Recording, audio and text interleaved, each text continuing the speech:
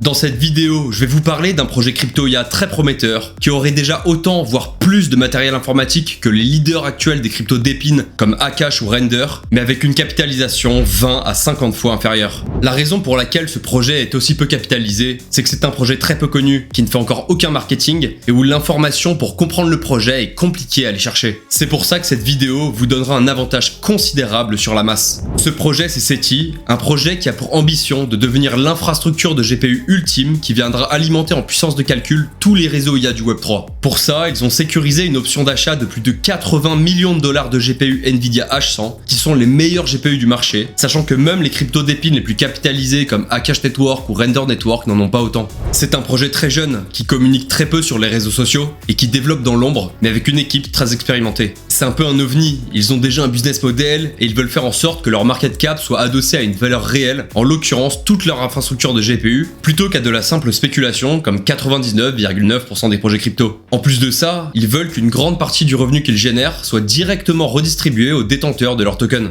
Ce projet est encore complètement sous les radars. Donc pour faire cette vidéo, j'ai entre autres dû écouter et prendre des notes sur l'intégralité des 8 podcasts et AMA que la team a réalisés. J'ai passé des heures et des heures à poser des dizaines de questions sur leur Discord durant plusieurs jours afin de comprendre mieux le projet. Je vous garantis que vous ne trouverez aucune vidéo ou quelconque source d'information dans quelconque langage qui soit plus complète que cette vidéo. C'est juste impossible. J'ai tellement creusé le projet que j'ai même fini par presque m'embrouiller sur leur Discord quand j'essayais de mettre en lumière certaines limites du projet. Et donc dans cette vidéo, je vais vous faire une présentation ultra complète d'absolument tout ce qu'il y a à savoir sur le projet. Que ce soit l'équipe, le business model, les partenariats, la tokenomics, les points forts, les faiblesses du projet. Et je finirai ma vidéo en vous donnant mon avis sur si SETI est un bon investissement ou pas. Si vous souhaitez que je vous présente d'autres crypto IA à faible capitalisation, je vous invite fortement à vous abonner à la chaîne si c'est pas déjà fait, mais aussi à liker la vidéo et à la commenter, et pourquoi pas à me proposer votre pépite IA en commentaire. Mais avant de se plonger dans le projet SETI, je vais vous parler d'une solution qui vous permettra de ne pas perdre toutes vos cryptos avant la fin du bullrun.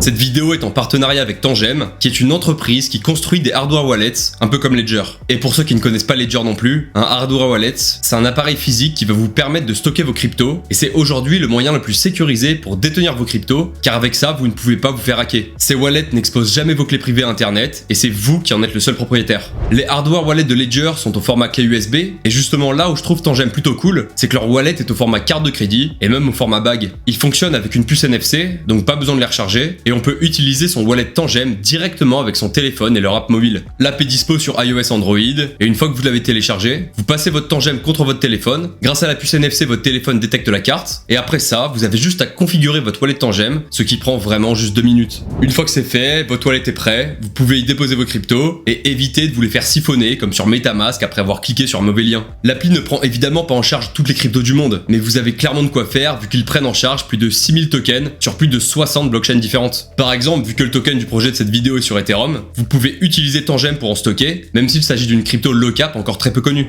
Et bien sûr, vous pouvez acheter, vendre, staker vos cryptos directement depuis l'application Tangem, et même accepter à n'importe quel DApp grâce à Wallet Connect. Niveau sécurité, Tangem a aussi mis le paquet. Ils ont fait plusieurs audits indépendants, et contrairement à d'autres hardware wallets comme Ledger, leur software est open source et disponible sur GitHub. Leurs wallets sont certifiés EAL6+, la même certification de sécurité que celle des passeports et des cartes bancaires. Aucun de leurs wallets ne s'est encore jamais fait hacker, ils sont garantis 25 ans, ils sont même censés résister aux conditions extrêmes de température, ainsi qu'à l'eau, à la poussière, et peut-être même aux tirs de bazooka. Et si vous voulez vous procurer un de leurs wallets, vous avez moins 10% avec le code promo Victor. Je vous mets en description un lien vers leur site web.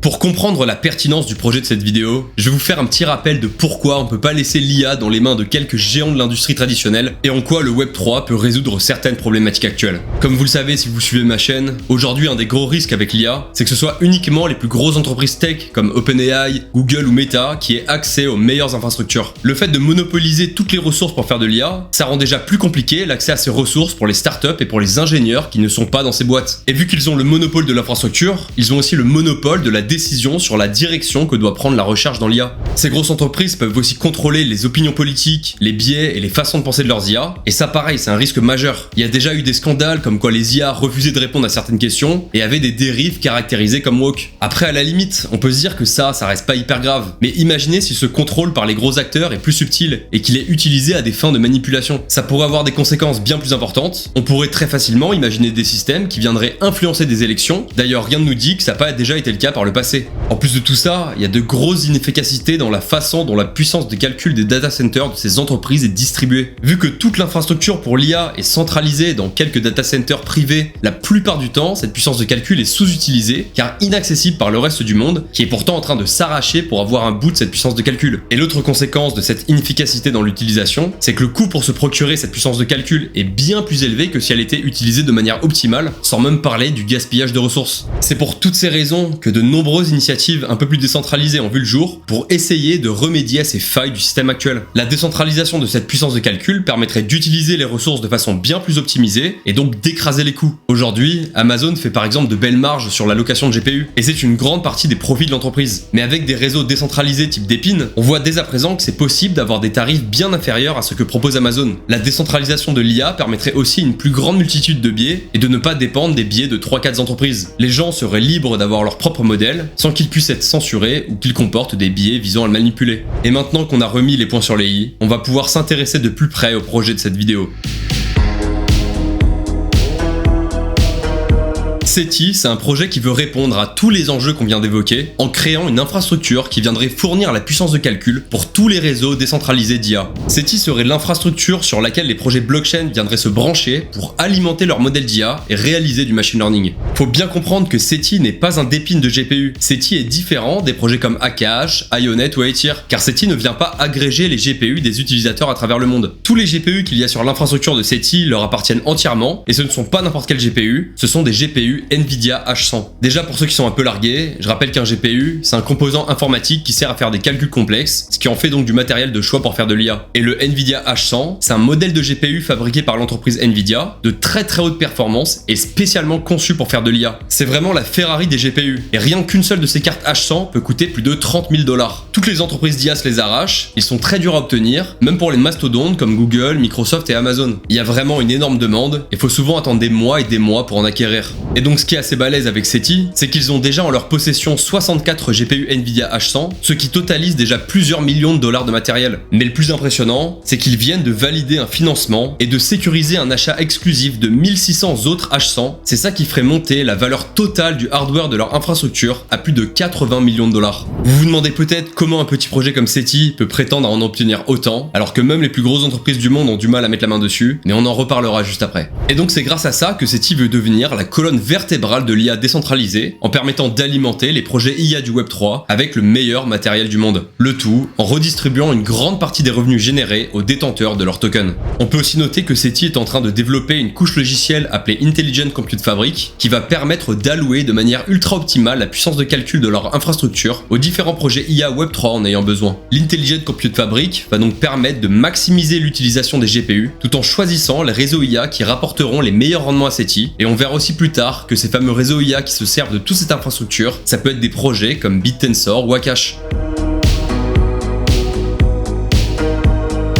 SETI est un projet très jeune qui s'est lancé en début d'année 2024. Vous comprendrez au fur et à mesure de la vidéo que beaucoup d'aspects du projet reposent sur la confiance qu'on peut porter en l'équipe. C'est pourquoi il est absolument essentiel de s'intéresser de près à l'équipe derrière le projet, car l'équipe est un des facteurs les plus importants à la réussite d'un projet, et c'est encore plus vrai pour SETI. On peut tout d'abord parler du CEO de SETI, et ça tombe bien car son CV est pas dégueu. Il a travaillé pendant plus de 10 ans dans des postes de manager chez Apple, et il a notamment travaillé dans un échange de crypto appelé Bitcoin.com pendant 5 ans, dont 3 ans en tant que CEO. Ensuite on a Aaron, le CIO, donc le gars qui s'occupe de la partie technique, qui a apparemment 25 ans d'expérience dans les développements de logiciels. Son LinkedIn semble donc pas hyper à jour. Par contre, on peut voir son rôle de CTO chez DeFi Development Corp, qui serait une entreprise dans la blockchain et l'IA, mais j'ai pas trouvé beaucoup d'infos dessus. Austin Spencer, le CFO de SETI, donc celui qui s'occupe de toute la partie finance, était également cofondateur avec Aaron de DeFi Development Corp. Et sur le reste de sa carrière, il aurait plus de 17 ans d'expérience dans l'investissement immobilier. Vous pouvez d'ailleurs voir dans quelle boîte il est passé sur son LinkedIn, et fun fact, il est aussi lutteur professionnel. Après, on a Tony Evans,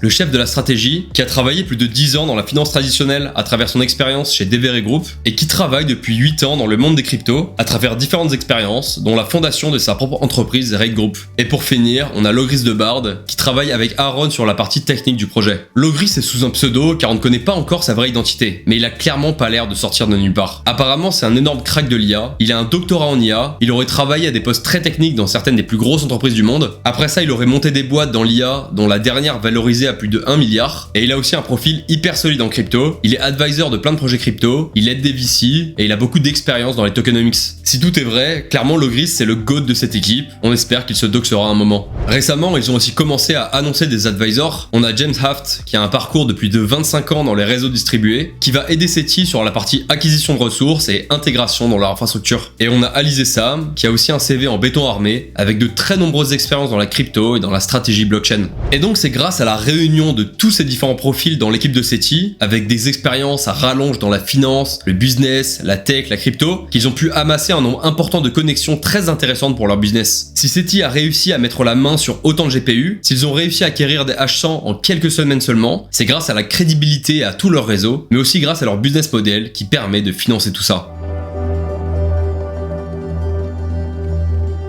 Le mécanisme au cœur de SETI, qui a pour objectif de permettre à l'équipe de financer une grande partie des GPU H100 qu'ils achètent, c'est ce qu'ils appellent la flywheel. En gros, SETI a mis en place une taxe sur chaque transaction, c'est-à-dire que sur chaque achat, vente ou transfert de token SETI, la team de SETI va récupérer un pourcentage de cette transaction et la mettre dans un wallet de réserve pour les taxes dédié à ça, qu'on appellera le tax wallet. Actuellement, cette taxe est de 2% pour les achats et les transferts, et elle est de 5% sur les ventes, et l'équipe de SETI peut décider de la modifier à n'importe quel moment. Au lancement du token, ils avaient d'ailleurs mis une taxe de 35% pour dissuader les bots, mais grâce aux bots, ils ont tout de même réussi à amasser un petit pactole dès le début. Et donc une fois qu'ils ont accumulé des tokens SETI dans le tax wallet, ils vont pouvoir progressivement placer des ordres de vente stratégiques pour récupérer de la liquidité sans trop impacter le prix. Et c'est grâce à cette liquidité récupérée via les taxes que SETI va ensuite pouvoir acheter du matériel informatique pour développer son infrastructure. Vu qu'ils ont plus de matériel, ils vont générer plus de revenus, et vu qu'ils génèrent plus de revenus, ils vont pouvoir faire plus de buyback et redistribuer plus de revenus entre les détenteurs de tokens SETI. Car oui, une des clés de leur fonctionnement,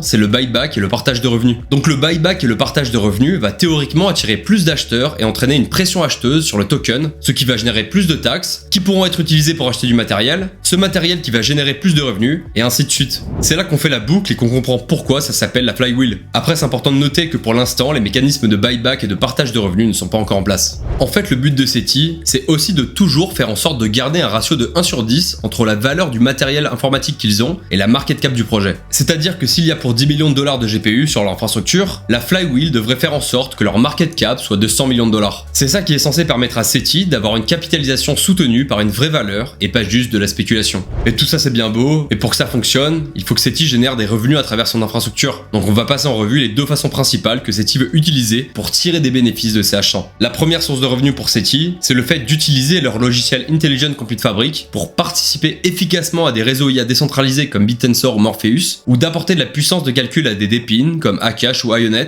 et ainsi générer le meilleur rendement possible. Et leur deuxième source de revenus, c'est un peu plus classique, c'est tout simplement le fait de louer leur puissance de calcul à travers un système d'abonnement à destination des entreprises Web 2 ou Web 3 qui ont besoin de faire de l'entraînement ou de l'inférence pour leurs IA. Et donc chaque petite partie de la puissance de calcul qui n'est pas louée sera utilisée pour générer des revenus à travers le mining de réseaux Web 3.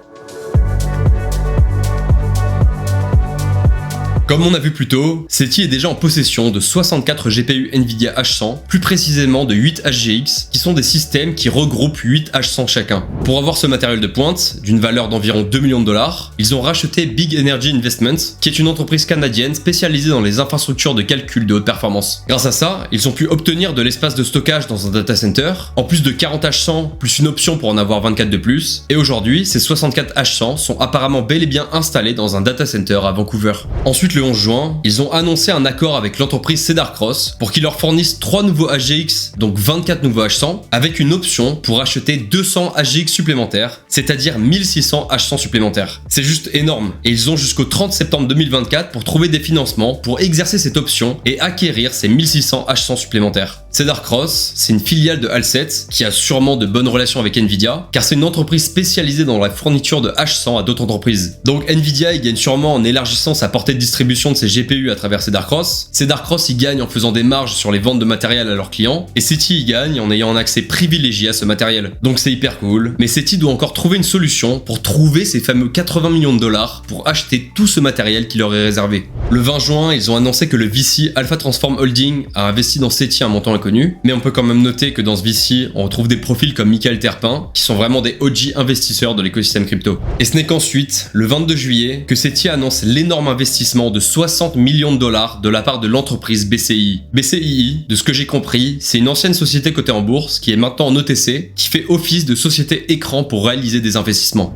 En gros, c'est un genre de société qui fait juste le rôle d'intermédiaire pour lever du capital plus facilement. J'espère que c'est la raison pour laquelle le site est tout pourri, mais apparemment il est en train d'être fait. Et bon, le fondateur de BCII, c'est un mec appelé Andreas Tipaldos, qui a l'air d'avoir un gros background d'entrepreneur car il a fondé de nombreuses autres sociétés, donc il a l'air crédible. En échange de cet investissement massif, SETI devra reverser 20% de ses revenus à BCII. Je suis pas un grand businessman, mais ça me semble pas déconnant comme deal. Et c'est donc grâce à cet investissement que SETI va théoriquement être en mesure de se procurer une grosse partie des 1600 H100 qu'ils ont sécurisés auprès des Cedar Cross. Le même jour de l'annonce de l'investissement de BCII, SETI a communiqué sur Twitter qu'ils étaient au siège de Nvidia. Ils ont passé toute la journée là-bas, ils ont même échangé pendant 1 heure avec Mark Hamilton, un très haut cadre chez Nvidia, et le but est de présenter SETI, de les convaincre que l'intelligence artificielle décentralisée c'est le futur, et d'en savoir plus sur comment optimiser des modèles sur les H100 de Nvidia. C'est Nvidia qui décide à qui fournir ces précieux H100, donc s'ils arrivent à les convaincre que SETI est un bon client pour ça pourrait être game changer pour eux. SETI n'est pas à proprement parler partenaire de Nvidia, mais en tout cas ils sont en discussion, et c'est déjà bien plus que tous les projets crypto qui se vantent d'être partenaires avec Nvidia, alors qu'ils ont juste rejoint le Nvidia Developer Program.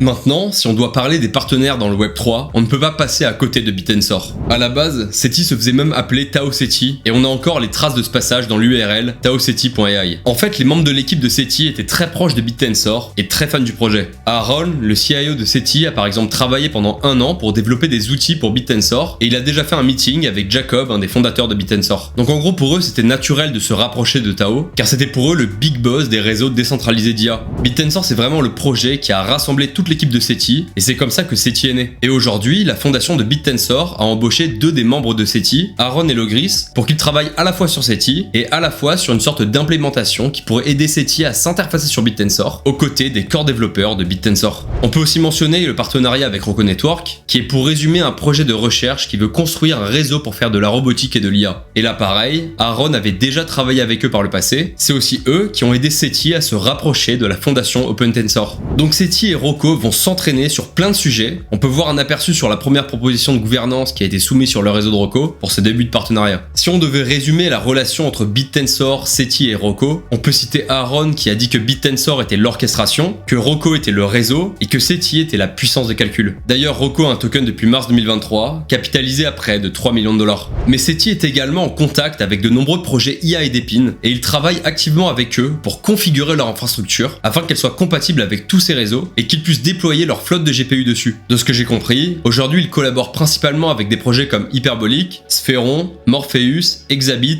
et plusieurs subnets de Bitensor. Je vous laisse faire vos recherches, mais c'est clairement des projets prometteurs. Et puis SETI est aussi en contact avec des projets comme Akash, Aethir ou Wyonet. Mais d'après ce qu'a dit la team sur Discord, ça veut pas forcément dire qu'ils finiront par collaborer ensemble. En tout cas, faut bien comprendre que ces projets sont en demande de puissance de calcul, et SETI a la Rolls-Royce du matériel qu'ils recherchent, sachant que cette demande n'est pas prête de s'arrêter.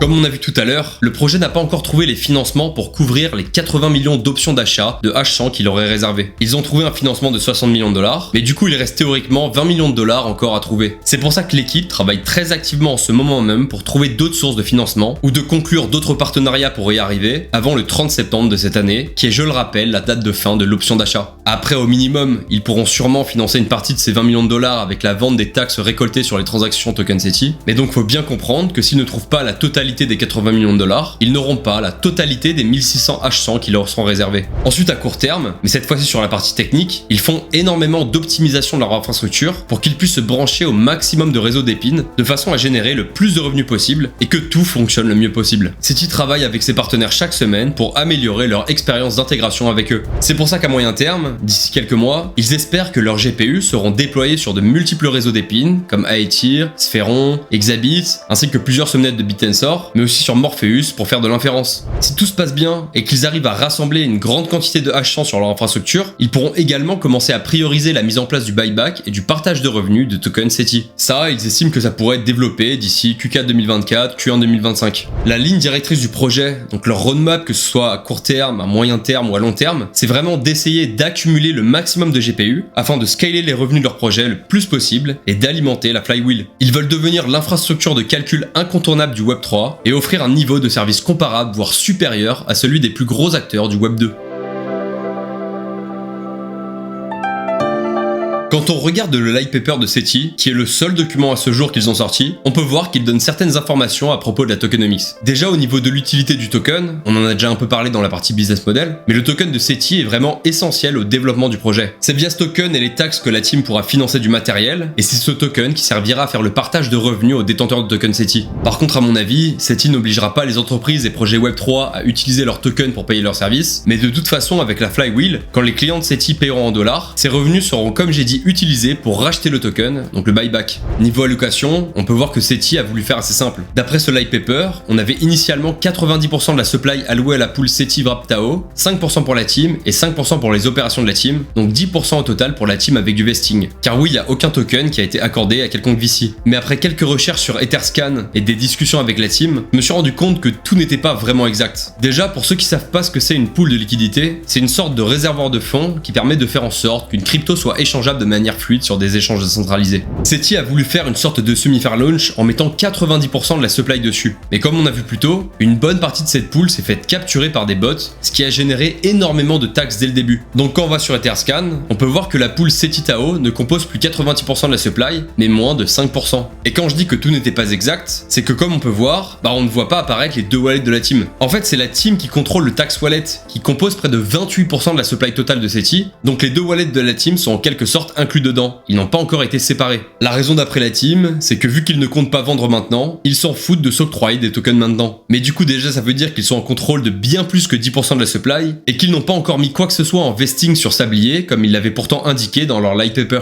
Et pour ceux qui se demandent pourquoi faire une pool avec TAO plutôt qu'avec ETH, alors que le token est sur Ethereum, c'est tout simplement parce que SETI est très proche de Bitensor. Donc vu qu'il n'y a pas de pool avec Ethereum, pour acheter du token SETI sur Uniswap, il faut d'abord échanger ces tokens ETH contre des Wrap TAO, et ensuite échanger ces Wrap TAO contre des tokens SETI. Car si vous essayez de faire l'échange avec de l'ETH directement, il y a plus de slippage, donc en gros vous aurez moins de tokens SETI que si vous passez par la paire Wrap TAO. Après sur les petits montants, vu les frais de transaction, ça changera peut-être pas grand chose si vous passez par ETH. Ensuite sur Etherscan, si vous avez l'œil, vous avez vu qu'il y a une autre pool, qui est la pool USDC SETI. Mais c'est une pool spécifique que la team utilise pour faire fonctionner la flywheel. En fait quand la team récupère les taxes sur chaque transaction, ces taxes sont accumulées dans les tax wallets. C'est pour ça qu'il occupe une part aussi grande de la supply. Et pour que la team puisse obtenir des liquidités pour acheter du hardware à partir de ces tax wallets, ils doivent arriver à vendre ces tokens SETI. Et pour vendre ces tokens SETI, ils passent donc par une pool spécifique sur la V3 de Uniswap qui permet de créer ce qu'on appelle des sell walls, donc des murs de vente. Grâce à ça, ils peuvent placer des ordres de vente limite pour vendre de façon optimale et en réduisant l'impact sur le prix. C'est à ça que sert la pool USDC SETI.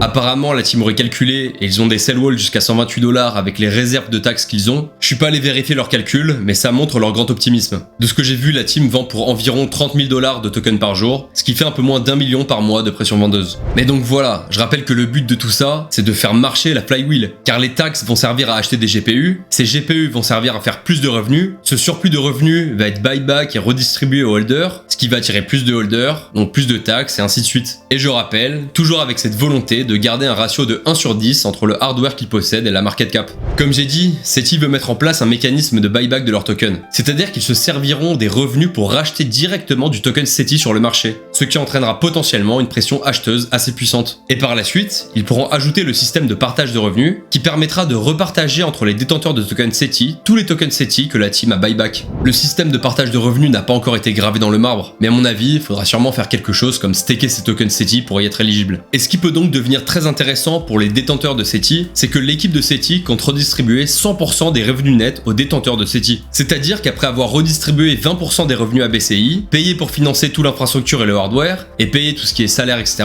selon les dires de la team, 100% des revenus restants seront directement redistribués. D'après ce que la team annonce, ce revenu net pourrait avoisiner peut-être 50% des revenus totaux que génère le projet. On peut faire un rapide calcul pour avoir un ordre d'idée du montant que ça représente. Si on part du principe que l'équipe arrive à acquérir la totalité des 1600 H100 qu'ils ont en option, ils en auraient donc au total 1664 en gros. On va dire que pour chaque H100, SETI va en tirer les 5$ de l'heure. Ça fait 1664 x 5 x 24 x 365 égale environ 73 millions par an. En retirant les 20% pour BCI, les achats de nouveaux GPU, les salaires et toutes les dépenses X et Y, on va dire qu'il reste 50%, donc 36 millions de dollars. Ça ferait théoriquement 36 millions de dollars de pression acheteuse sur le token par an avec le buyback avec 1164 GPU qui tourne 24 heures sur 24 à 5 $ de l'heure. Bon après voilà, ça reste ultra théorique, il y a plein de paramètres qui peuvent varier énormément, mais ça permet de se rendre compte que sur le papier, ça peut être très bénéfique pour le prix du token SETI. Aujourd'hui, le token est à 30 millions de market cap, ce qui est plutôt raisonnable pour un projet crypto IA qui avance de tels accomplissements. Et on peut noter qu'il y a seulement 2700 détenteurs de SETI d'après Etherscan, ce qui est encore assez peu. Mais restez bien jusqu'à la fin de la vidéo si vous voulez avoir mon bilan sur si oui ou non c'est un bon investissement. Avant de clôturer sur la tokenomics de SETI, je tiens juste à souligner que le token n'est encore disponible sur aucun échange centralisé, mais seulement sur Uniswap.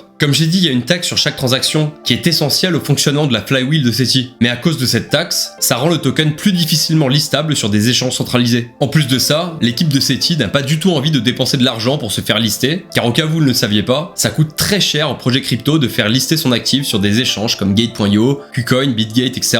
Donc SETI n'est pas du tout contre s'il y a des échanges centralisés qui veulent les lister, mais ils ne paieront pas pour ça.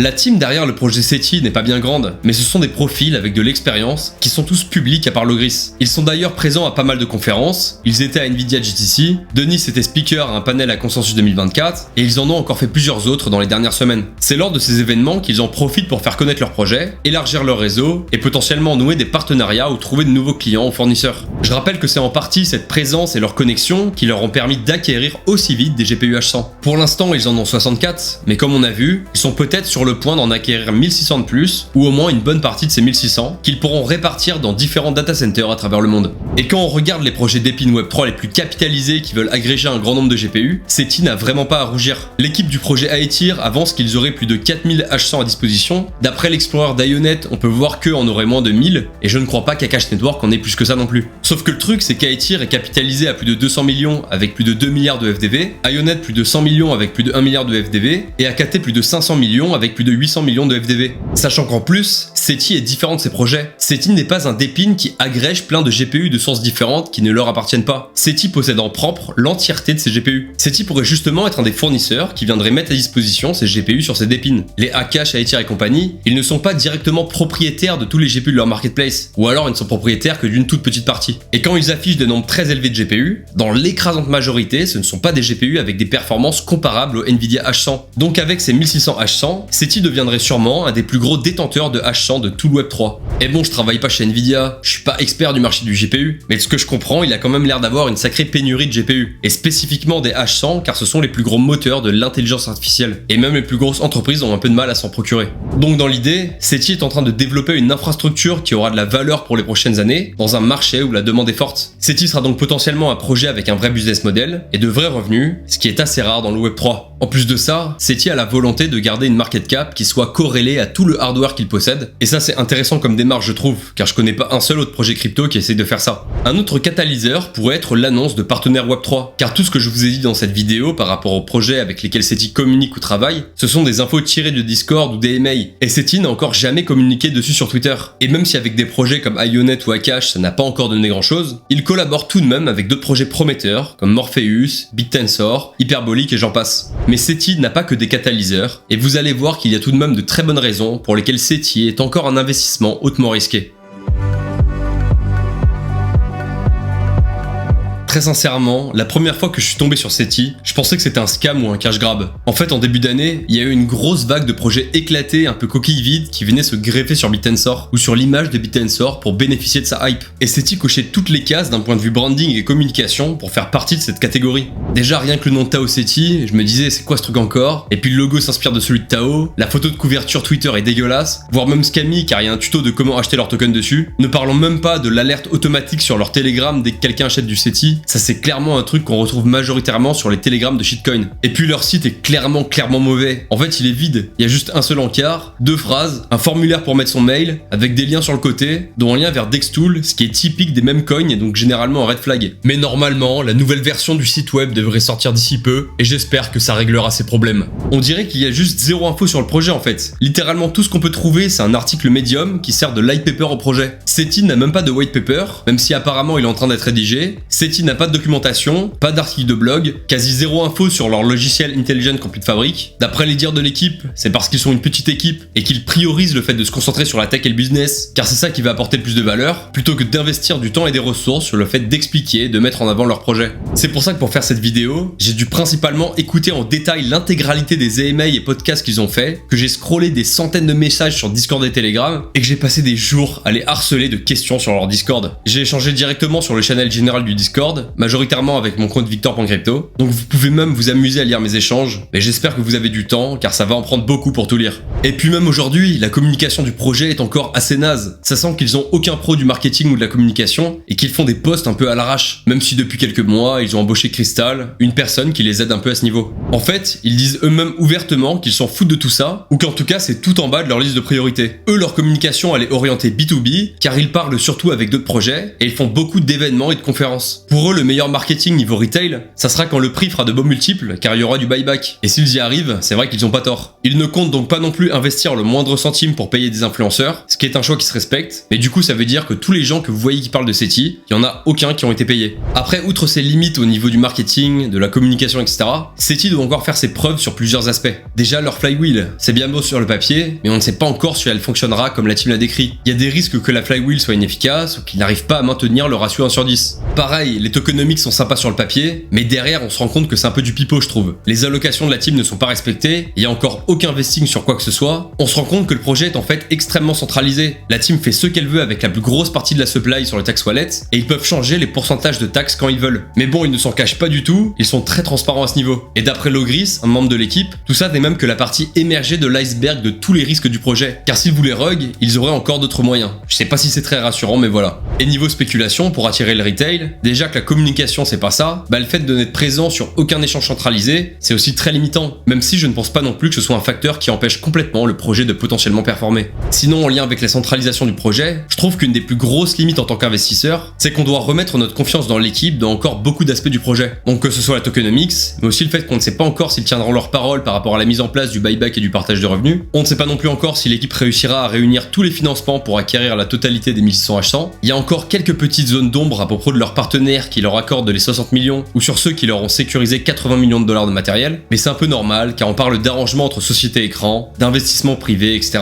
Donc c'est compliqué d'avoir toutes les infos dessus. Mais voilà, du coup on a très peu d'infos sur ces Dark Cross, et s'ils fournissent les 200 serveurs à SETI, ça représenterait la quasi-totalité de leur flotte de H100. Pareil, BCI c'est pas hyper clair, j'ai creusé du mieux que j'ai pu, mais impossible de tout vérifier encore. Je dirais que globalement j'ai envie de les croire, et jusqu'à maintenant ils ont plutôt prouvé qu'on pouvait les croire. Mais d'un point de vue investissement, on peut pas juste se baser sur du trust me bro. Donc ce sont des éléments importants à prendre en compte dans notre risk management.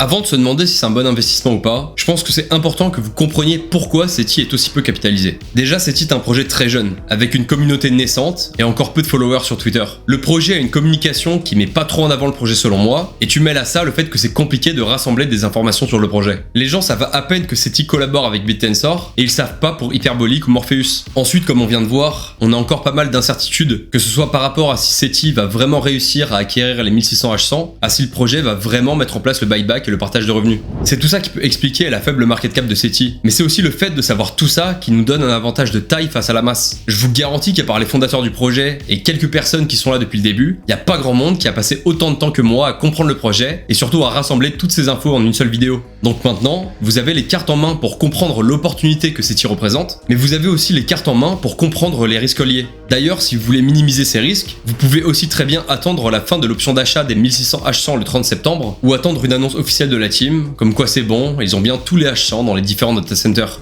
Mais voilà, si on compare SETI avec d'autres projets plus ou moins similaires, SETI a une market cap 5 à 10 fois inférieure aux plus gros agrégateurs de GPU qui ne détiennent même pas vraiment leur GPU, et même 50 à 100 fois inférieure si on regarde la FDV. Donc moi personnellement, j'ai du SETI, mais ça ne représente qu'une petite partie de mon wallet, ça de mes paris est plus risqué, je pense que cette crypto peut faire une performance supérieure à x10, mais je suis conscient des risques et je suis aussi prêt à voir cette position aller à zéro. D'ailleurs, pour sécuriser vos cryptos préférés, je vous rappelle que vous avez moins 10% sur les wallets Tangem avec le code promo Victor. Pour être transparent, moi je gagne 5 USDT par personne qui utilise mon code, donc voilà, au moins c'est clair. Cette vidéo n'est pas un conseil financier. Je me suis déjà planté sur certaines cryptos, comme tout le monde, et je me replanterai sûrement dans le futur. C'est pour ça que si après avoir fait vos propres recherches sur le projet, vous prenez la décision en toute responsabilité d'investir, mon seul conseil, ce serait de ne mettre qu'une petite partie de votre wallet dessus. Sur ce genre d'actifs, vous pouvez faire moins 50% en quelques jours. Et je dis pas ça pour rien. Le token a vraiment fait moins 50% en quelques jours dernièrement. La volatilité des cryptos à faible capitalisation est extrêmement forte, et si le marché est amené à chuter davantage, ça peut être encore bien pire que ça.